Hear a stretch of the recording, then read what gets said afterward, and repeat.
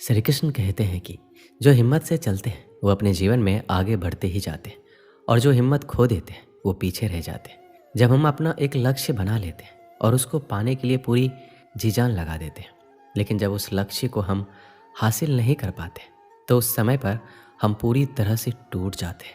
उस समय पर हमारी स्थिति ऐसी हो जाती है कि हमको कुछ भी नज़र नहीं आ रहा होता है और हमारे अंदर उल्टे सीधे विचार आने लगते हैं और वो विचार ऐसे होते हैं जो हमको और भी कमज़ोर बनाते हैं। क्योंकि जीवन में ये दौर हर इंसान के साथ कभी ना कभी ज़रूर आता है।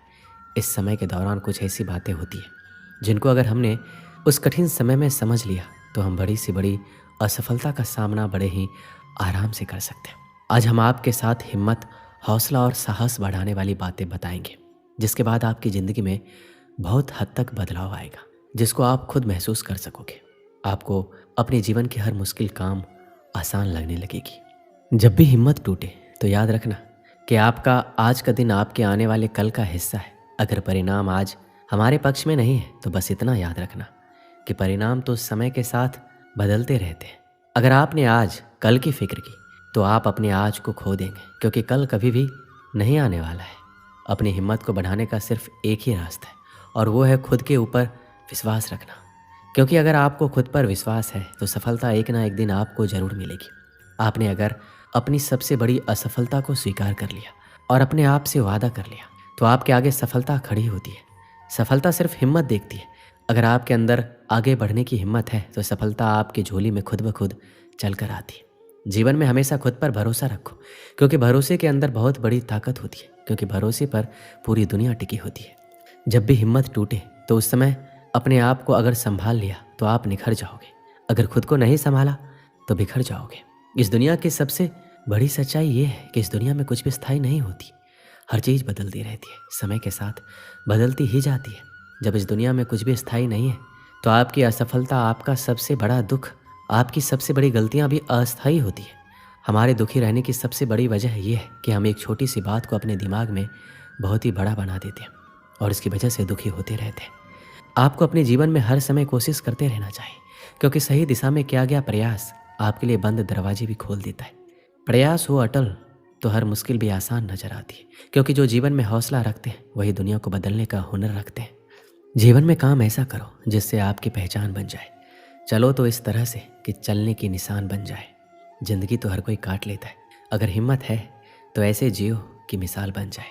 हम सभी को जीवन के दौर में कई बार निराशाओं और मुश्किलों का सामना करना पड़ता है, जिसकी वजह से हम जीवन में कभी कभी इतना परेशान हो जाते हैं कि हमें कुछ भी समझ नहीं आता। जब हमारे सामने बहुत ही ज़्यादा मुश्किलें आने लग जाती है तो उस समय हमारा दिमाग सही सोचने में असमर्थ हो जाता है, जिसकी वजह से हम गलत दिशा में सोचने लग जाते हैं। ये ज़िंदगी असल में एक खेल की तरह होती है जिसमें हर समय कुछ ना कुछ होता ही रहता है। लेकिन जब हमको ये समझ आने लग जाता है कि किस समय पर हमको क्या करना है तो हम आसानी से जीवन में आगे बढ़ते ही जाते हैं। जब हम अपने जीवन में आसपास किसी को सफल होता देखते हैं या किसी ऐसे सफल व्यक्ति के बारे में सुनते हैं जो कि सफलता के नए आयाम स्थापित किए हैं, ऐसे व्यक्ति को देखकर हमारे मन में कहीं ना कहीं अब हमें भी कुछ ऐसा करना है, हमें भी सफल बनना है, ऐसी ऊर्जा का संचार होता है।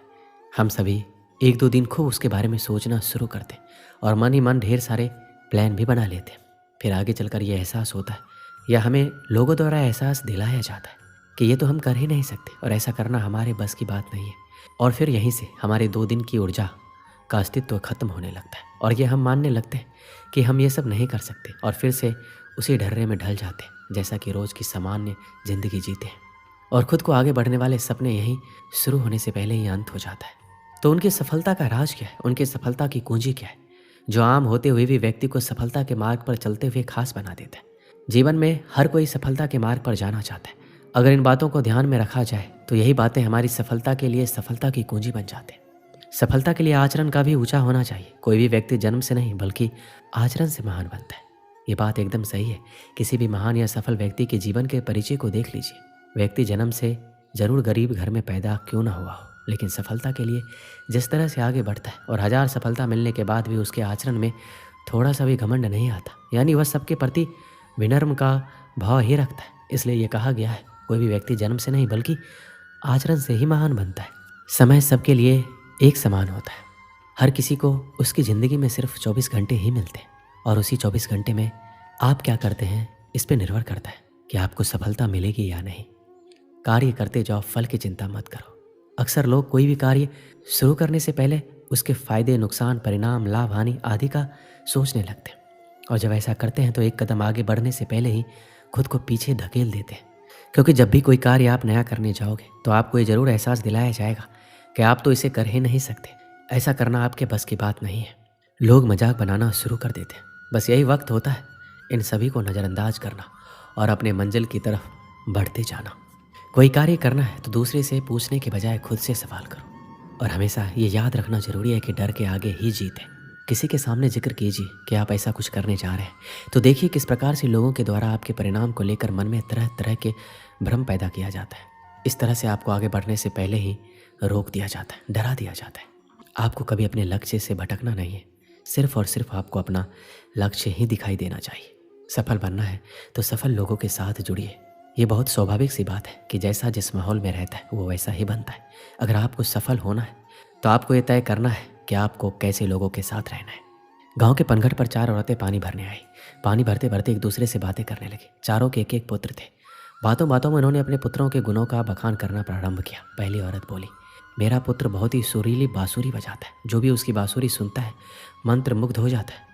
मैं ऐसे गुणवान पुत्र को पाकर बहुत ही प्रसन्न हूँ। दूसरी औरत बोली, मेरा पुत्र बहुत ही बड़ा पहलवान है। इस गांव में नहीं बल्कि दूर दूर के गांव में भी उसकी बहादुरी का डंका बजता है। ऐसा गुणवान पुत्र भगवान सबको दे। तीसरी औरत कहाँ पीछे रहती, वह बोली, मेरा पुत्र कुशाग्र बुद्धि का है। उससे अधिक बुद्धिमान इस पूरे गांव में नहीं है। लोग अपनी समस्या लेकर आते हैं, मैं ऐसा पुत्र पाकर धन्य हो गई। चौथी औरत ने सबकी बातें सुनी लेकिन कुछ कहा नहीं। इस पर वो औरतें कहने लगी, बहन तुम भी कुछ कहो ना, तुम्हारे पुत्र में क्या गुण है? कोई ना कोई गुण तो अवश्य होगा।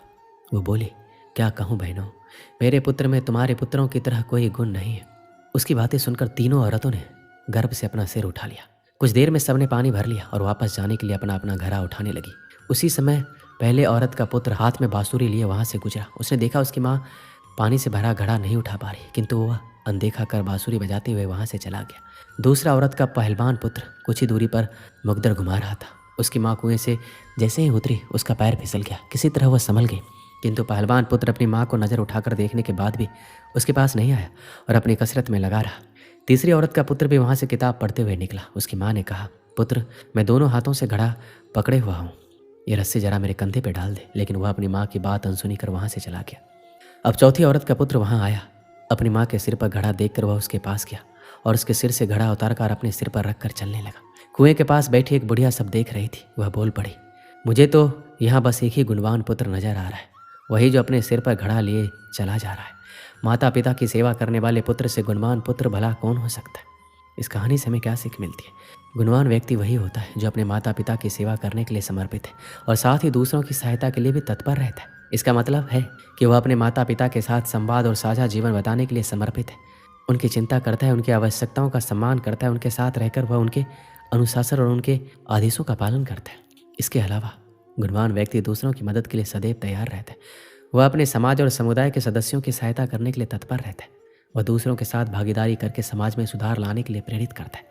वह अपने सामाजिक दायित्वों का पूर्ण निर्वाह करने के लिए कठिनाइयों का सामना करता है और साथ ही सबकी सहायता के लिए तत्पर रहकर समाज में सकारात्मक परिवर्तन लाने का सामर्थ्य रखता है। दोस्तों, इस वीडियो में बस इतना ही। मिलते हैं अगली वीडियो में। अपना ख्याल रखिएगा। जय श्री कृष्ण।